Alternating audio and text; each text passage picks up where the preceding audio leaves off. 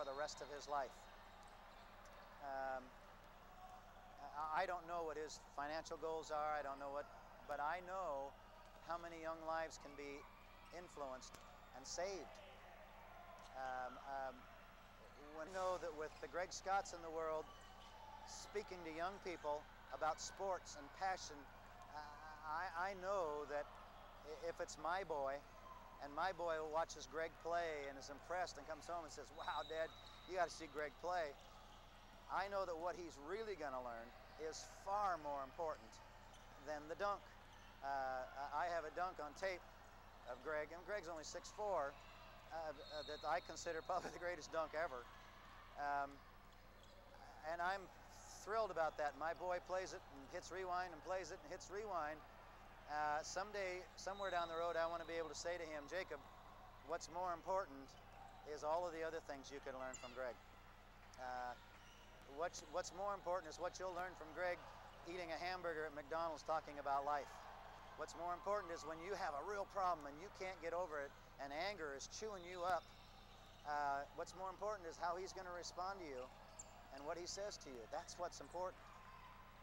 So, you know, me being a mentor to him as a coach, I'm honored. I'm pleased about that.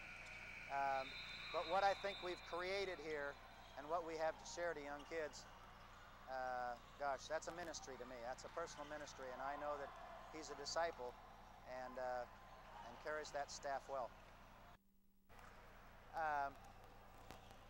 Well, I don't want there to be a contradiction here. When I said when he's on the floor we win, when he's not, everybody wants to win. So if you ask me what first interested me about Gregg Scott, I'm going to tell you that I was asked to go to major universities and play against some of the best players in the world, and never on a home court, not with my team of choice usually. And to be quite honest with you, I wanted him there because when he was on the floor, we had a pretty good chance.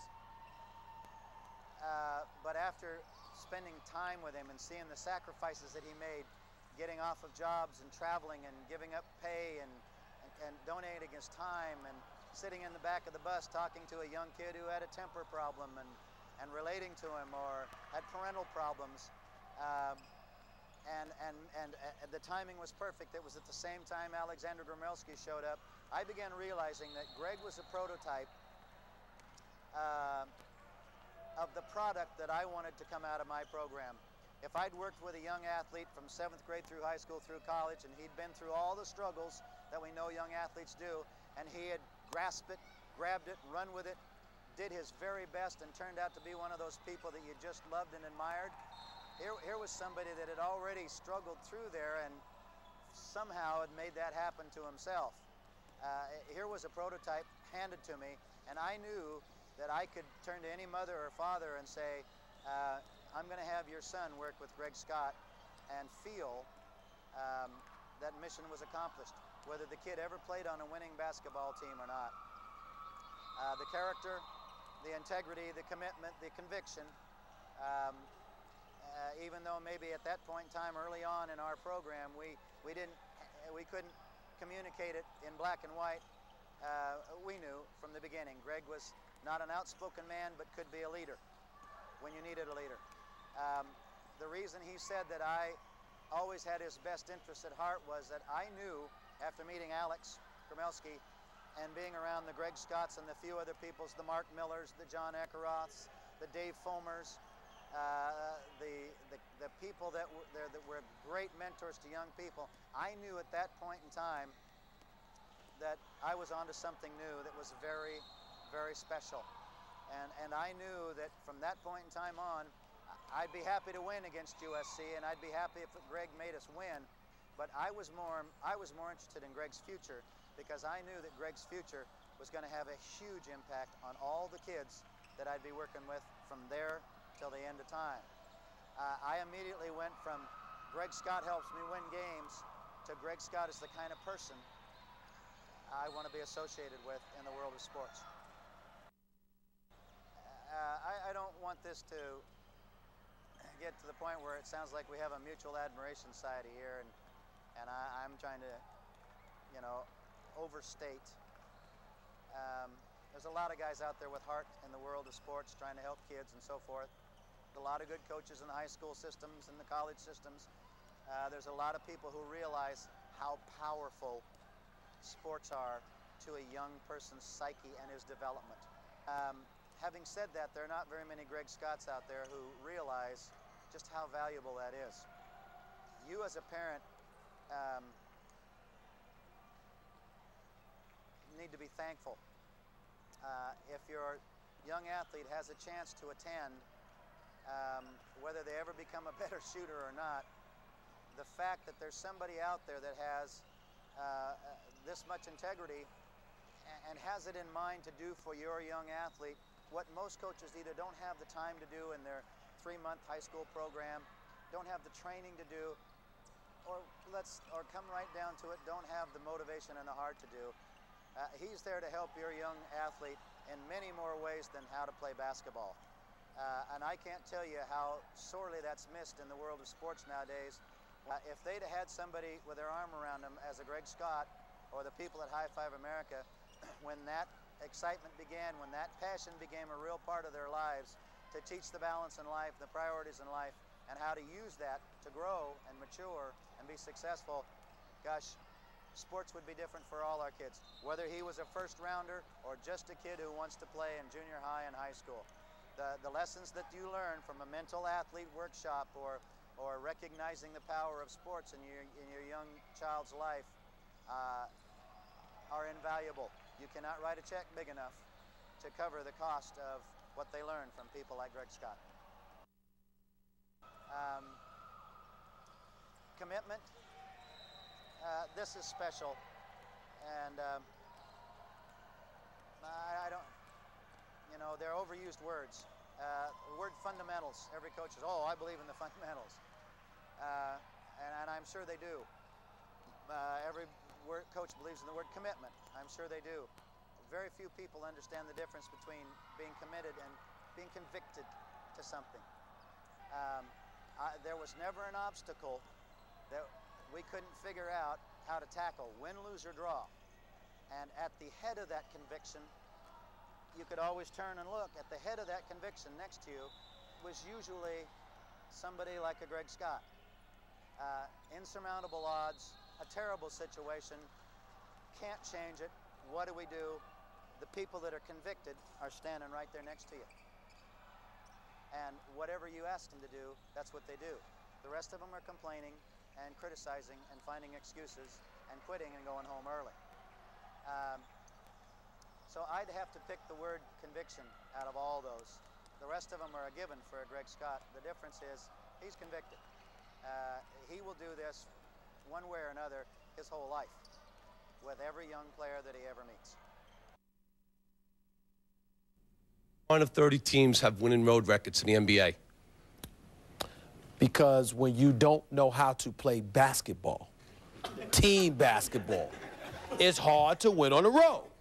Now, when you are talented, you got to understand, when you have home court advantage, that adrenaline, that level of incentive, that extra level of incentive is given to you. But when you're on the road in hostile confines, your talent is not enough. You have to know how to play basketball, literally understanding it from a mental position. Not only that, also knowing how to play alongside your teammates. A lot of these guys are great individual talents, but they're still learning how to play team basketball. And when you don't know how to play team basketball, play together as a cohesive unit, you're not going to win too many games on the road. That's why San Antonio and Detroit shines above everybody else. That's why nobody in this day and era would beat Magic with the Lakers, with Cooper and Norm Nixon or those boys, or anybody else, or Larry Bird and those boys in Boston. That's it for today.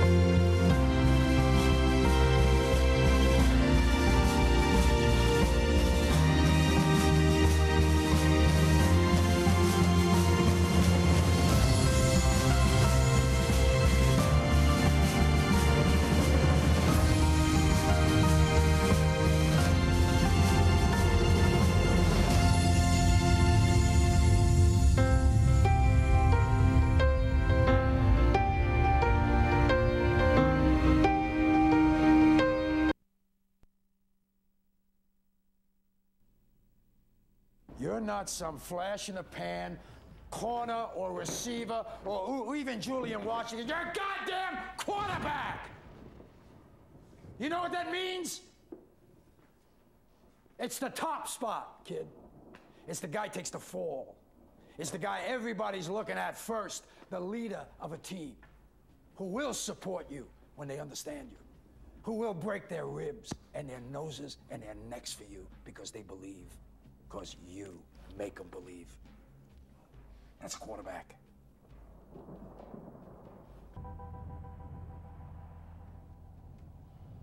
I don't know what to say, really.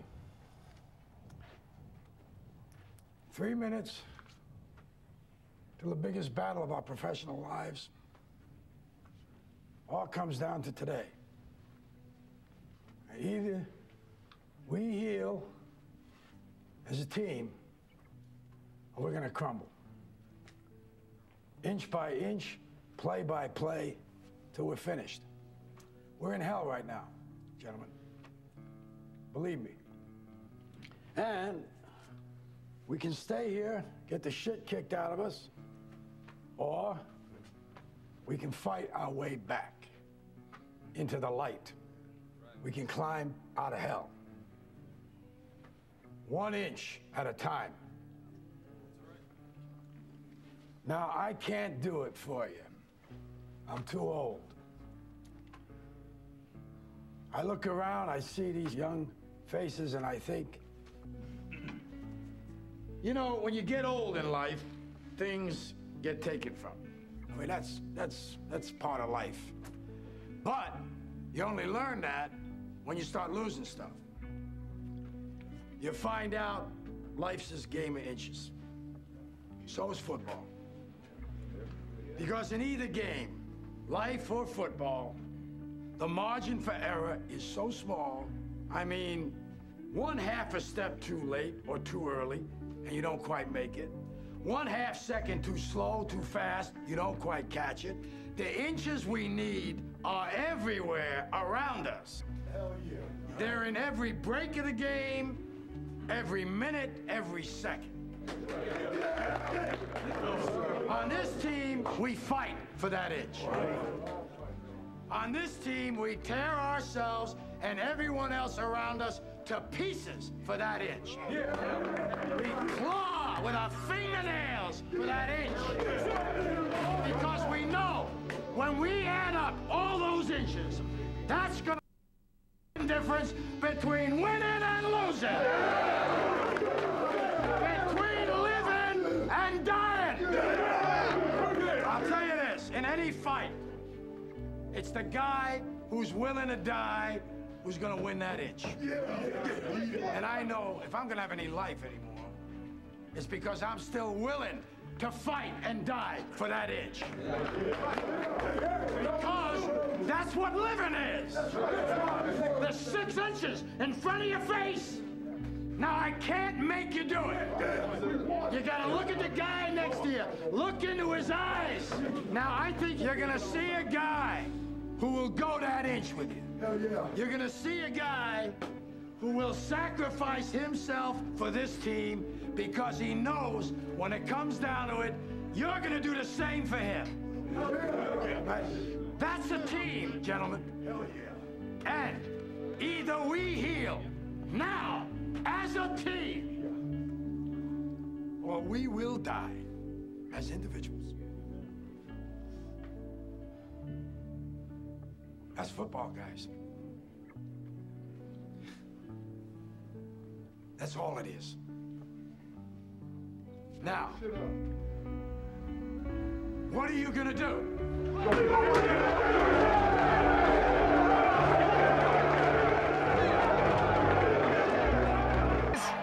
I missed your ugly mugs. Yeah.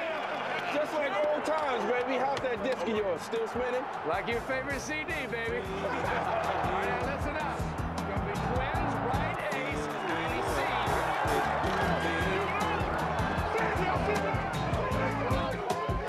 They keep trying to tell me all you want to do is use me.